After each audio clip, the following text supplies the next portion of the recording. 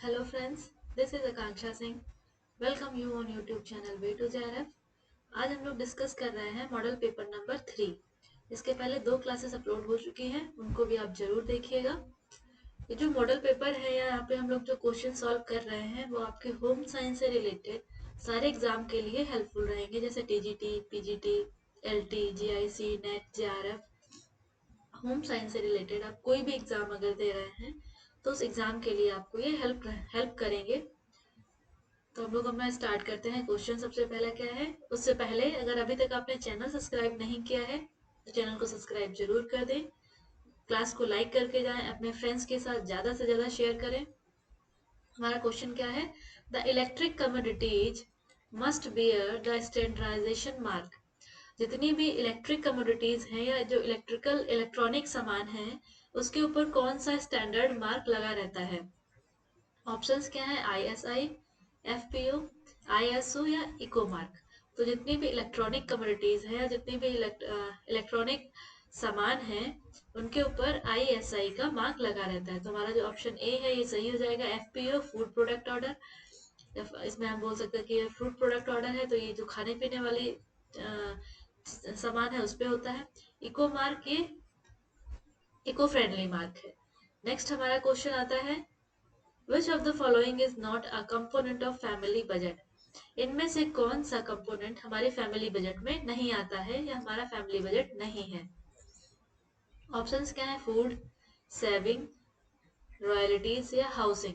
जब भी हम बजट बनाते हैं फैमिली बजट तो उसमें हाउसिंग है, सेविंग है, फूड है, एजुकेशन है, हेल्थ एंड केयर है, ये सारा हमारा फैमिली बजट में आता है। बट जो रॉयल्टीज हैं ये रॉयल्टी हमारा फैमिली बजट में नहीं आता है। रॉयल्टीज क्या है, जो बुक राइटर हैं जो बुक लिखते हैं उनकी बुक से जो उनको अर्निंग आती है उसको रॉयल्टीज बोलते हैं। तो जो रॉयल्टीज हैं ये हमारा फैमिली बजट में नहीं आता है। नेक्स्ट क्वेश्चन आता है, a person who is buyer and user of the product is a. Person जो सामान को खरीदता है उसके बाद उस प्रोडक्ट को यूज भी करता है उसको हम क्या कहेंगे। ऑप्शंस क्या है, परचेजर, प्रोड्यूसर्स, कंज्यूमर या शॉपकीपर। जो भी व्यक्ति किसी सामान को खरीदता है और उसके बाद उस प्रोडक्ट को यूज भी करता है उसको हम कहेंगे कंज्यूमर। परचेजर मीन्स जिसने सामान को खरीदा है, प्रोड्यूसर जिसने सामान को बनाया है, शॉपकीपर जिसने सामान को बेचा है। बट कंज्यूमर है जिसने सामान को खरीदा है और उसके बाद उस सामान को प्रयोग किया है या उस प्रोडक्ट को यूज किया है। परचेजर क्या होगा या बायर क्या होगा, जिसने सिर्फ सामान को खरीदा है उसको हम परचेजर या बायर कहेंगे। बट जिसने सामान को खरीदा है उसके बाद उसको यूज भी किया है उसको हम कहते हैं कंज्यूमर। नेक्स्ट क्वेश्चन है, the latest amendment made in consumer protection act was in the year. जो हमारा कंज्यूमर प्रोटेक्शन एक्ट है इसमें लेटेस्ट अमेंडमेंट मीन्स नवीनतम संशोधन कब हुआ है। तो जो हमारा कंज्यूमर प्रोटेक्शन एक्ट है ये आया था 1986 में। बट जो इसमें अभी बिल्कुल नवीन चेंज हुआ है, जो बोल सकते हैं कि नवीनतम संशोधन जो हुआ है, बिल्कुल नया संशोधन इसमें कब हुआ है, तो वो हुआ है 2019 में। तो जो हमारा कंज्यूमर प्रोटेक्शन एक्ट है इसमें सबसे नया संशोधन 2019 में हुआ है। और कंज्यूमर प्रोटेक्शन एक्ट हमारा जो है सबसे पहले आया था 1986 में। तो हमारा आंसर जो है डी ऑप्शन सही है। हमारा नेक्स्ट क्वेश्चन है, following is not only a protective device but it is a powerful selling tool. इनमें से कौन सी चीज है जो सिर्फ प्रोटेक्टिव डिवाइस सामान को प्रोटेक्ट करने के साथ साथ सेलिंग को भी प्रभावित करती है, या ऐसी चीज जो सामान को सुरक्षित रखती है साथ ही साथ में उसको सेलिंग करने में या उसको बेचने में भी हेल्पफुल है। ऑप्शंस क्या है, ब्रांड, पैकेजिंग, ट्रेड नेम या स्टैंडर्डाइजेशन। तो यहाँ पे जो पैकेजिंग है, पैकेजिंग मतलब जो भी सामान है उसको हमने जिस भी चीज में पैक किया है, जिस भी डिब्बे में पैक किया है, पैकेजिंग का मतलब क्या है, सामान को प्रोटेक्ट करके रखेगा या हमारा जो भी आइटम है उसको प्रोटेक्ट करके रखेगा। उसके बाद पैकेजिंग में हमने जो भी कवर यूज किया है, हमने जो भी चीज यूज की है उसके ऊपर हम अच्छा सा उसको क्या करेंगे, एडवर्टीजमेंट करेंगे, अपने ब्रांड का नाम लिखेंगे, जितनी चीज जरूरी चीजें हैं जो जो कंज्यूमर को अट्रैक्ट करें, ऐसे हम कवर को ऐसा बनाएंगे जो कंज्यूमर को अट्रैक्ट करे। कंज्यूमर को अट्रैक्ट करेगा तो क्या होगा, सामान ज्यादा बेचा जाएगा। तो जो हमारा पैकेजिंग है ये सामान को प्रोटेक्ट करने के साथ साथ उसको बेचने में भी हेल्प करता है। तो हमारा जो ऑप्शन बी है ये सही हो जाएगा। नेक्स्ट क्वेश्चन है marketing mix 4 P's does not include.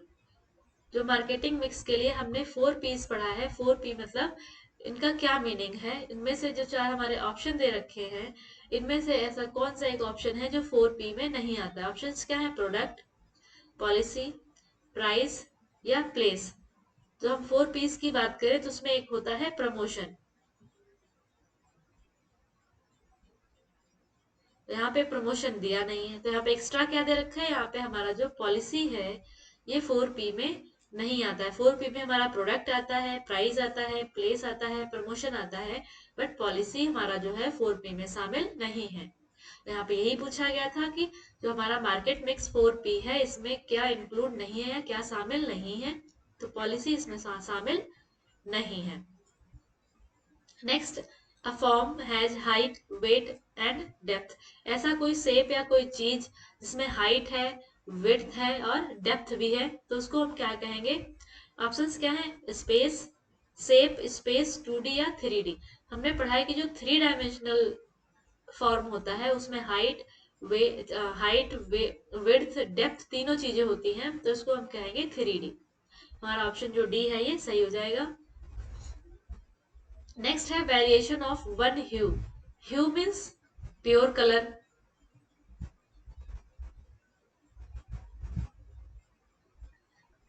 एक कोई कलर है, मान के चलो रेड कलर है, अब इसमें हमको वेरिएशन करना है। अब वेरिएशन कैसे करेंगे, हम व्हाइट को ऐड करके वेरिएशन करेंगे या हम डार्क को, ब्लैक को ऐड करके वेरिएशन करेंगे। तो एक ही कलर का जब हम वेरिएशन कर रहे हैं, ह्यू मतलब एक कोई सिंगल प्योर कलर, उस कलर में जब हम वेरिएशन करेंगे, वेरिएशन करने के लिए हम व्हाइट कलर ऐड करेंगे या ब्लैक कलर ऐड करेंगे। जब हम व्हाइट कलर ऐड करते हैं उसको हम टिंट बोलते हैं, जब हम ये ब्लैक कलर ऐड करते हैं उसको हम शेड बोलते हैं।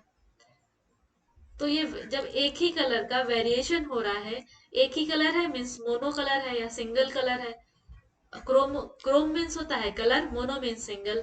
तो एक ही सिंगल कलर में जब हम वेरिएशन कर रहे हैं तो उसको हम कहते हैं मोनोक्रोमेटिक कलर स्कीम। तो ये हो गया मोनोक्रोमेटिक कलर स्कीम। अब उसके बाद है दूसरा analogue colour scheme.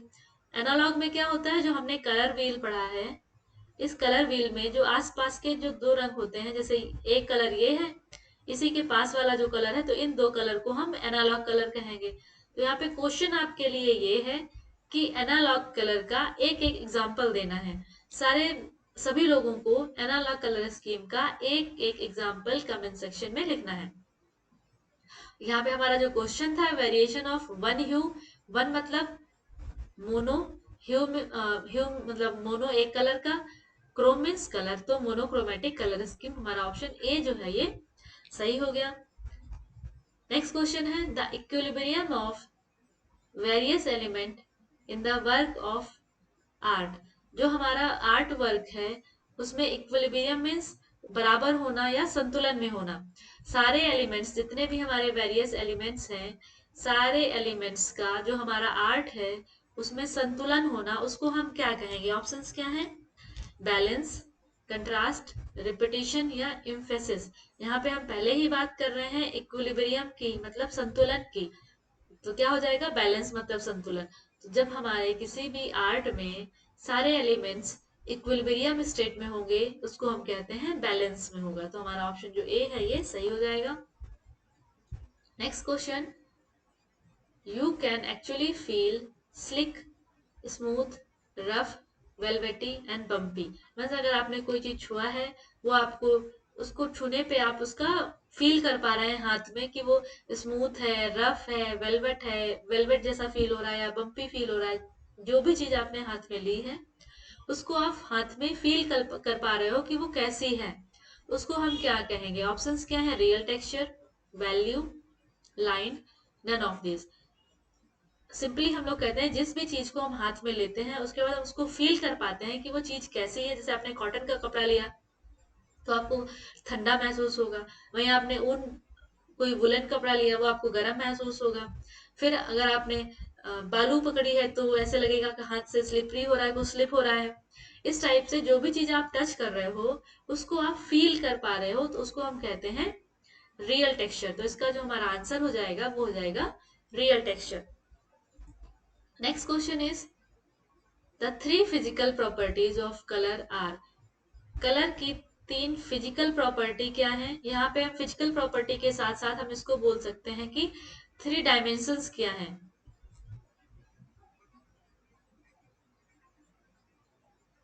Three dimensions, ठीक है।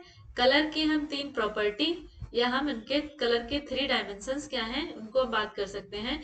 तो कलर के जो डायमेंशन है थ्री है, वही यहाँ पे पूछा गया है कि फिजिकल प्रॉपर्टी तीन कौन सी हैं। तो वो हो जाएगा ह्यू, वैल्यू और इंटेंसिटी। तो किसी भी जब हम कलर की बात करते हैं उसके डायमेंशन की या फिजिकल प्रॉपर्टी की तो वो तीन है। तो वो तीनों क्या है? ह्यू, वैल्यू और इंटेंसिटी।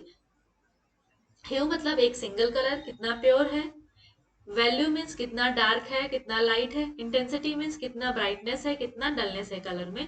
ये तीनों जो प्रॉपर्टी है इनको हम कहेंगे फिजिकल प्रॉपर्टी है कलर की। Next question is when lines meet to form an enclosed area is formed। जब लाइंस मिलके कोई एक, जैसे ये लाइन सारी लाइंस मिलके ऐसे कोई शेप बना रही हैं या ऐसे कुछ इनक्लोज्ड एरिया बना रही हैं, उसको हम क्या कहेंगे? ऑप्शंस क्या है? स्पेस, शेप, फॉर्म या लाइन। जब लाइंस मिलके कोई इनक्लोज्ड एरिया बना रही हैं तो उसको हम कहते हैं शेप। तो हमारा जो ऑप्शन बी है ये सही हो जाएगा। शेप हमेशा कैसा होता है? 2D। जब हम फॉर्म की बात करते हैं ये होता है 3D। तो जो शेप है हमारा, देखो लाइंस मिलके एक एरिया को बंद कर रही हैं तो ये क्या है? ये हमारा स्पेस है, ये है 2D। यही अगर हम बात करते हैं कि कोई लाइन है वो मिलके एक फॉर्म को बना रही है, उसमें हाइट विड्थ और डेप्थ तीनों चीजें हैं तो उसको हम कहते हैं फॉर्म, वो होता है 3D। इसका आंसर हमारा हो जाएगा option number B, shape. Next question is this is what we see as light waves are absorbed or reflected by everything around us। Means जो भी चीजें हमारे आसपास हैं उनके ऊपर जब सनलाइट पड़ रही है तो उसमें से कुछ लाइट एब्जॉर्ब हो जा रही है और कुछ लाइट जो वापस रिफ्लेक्ट हो जा रही है। तो इस टेक्निक इसको हम क्या कहेंगे? जैसे हमारे पास में कोई पेड़ है, पेड़ की पत्तियां हमको दिख रही हैं, पत्ती हमको कैसी दिख रही है? ग्रीन कलर की पत्ती दिख रही है। उसके ऊपर कुछ लाइट पर पड़ रही है, कुछ उसने लाइट एब्जॉर्ब कर ली, बाकी लाइट इसने रिफ्लेक्ट कर ली। जब जो लाइट इसने एब्जॉर्ब कर ली वो हमको नहीं दिखेगी, जो लाइट इसने रिफ्लेक्ट कर दी वही कलर हमको दिखेगा। जो आसपास के हमारे जैसे पत्ती है हरी दिख रही है, इसका मतलब क्या है? जो उसके ऊपर पत्ती के ऊपर लाइट पड़ी थी उसने सारी लाइट को ऑब्जॉर्व कर लिया, बट उसने जो हरे रंग की लाइट थी उसको वापस रिफ्लेक्ट कर दिया।